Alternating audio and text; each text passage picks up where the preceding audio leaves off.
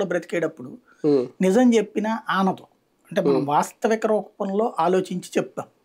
అక్కడ బాబు style of functioning మనకి తెలుసు, ప్రత్యక్షంగా చూస్తున్నాం కాబట్టి దాంట్లో అప్పుడే చెప్పాను నేను. సత్తెనపల్లి కన్నాను పంపించి గుంటూరు 2 ఇవ్వడానికేమో రేపు పొద్దున్న చూస్తా ఉండండి, సిట్టింగ్ ఎమ్మెల్యే మాది కాబట్టి సిట్టింగ్ వాళ్ళని వదిలిపెట్టనంటాడు అప్పుడు అన్నటువంటి. ఇప్పుడు ఫర్ ఎగ్జాంపుల్ మొన్న రాజమండ్రి ఉందండి, కందులు దుర్గే అక్కడే 2 సిట్టింగ్ ఎమ్మెల్యేలు కాబట్టి అని ఇవ్వట్లేదు. ఇంకా అది తెలియదా ఈయనకి, పవన్ కళ్యాణ్కి?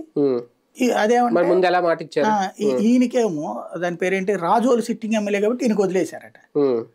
అంటే ఈయనకు ఉన్నది ఒకే ఒక సిట్టింగ్ ఎమ్మెల్యే, అది ఈయనకు వదిలేశారు. వాళ్ళ సిట్టింగ్ ఎమ్మెల్యేలు వాళ్ళకి వదిలేయాలి. ఇదొక విచిత్రమైనటువంటి భ్రమ ప్రపంచం. చంద్రబాబు గారితో పొత్తు అంటే 3 కోణాలు ఉంటాయి.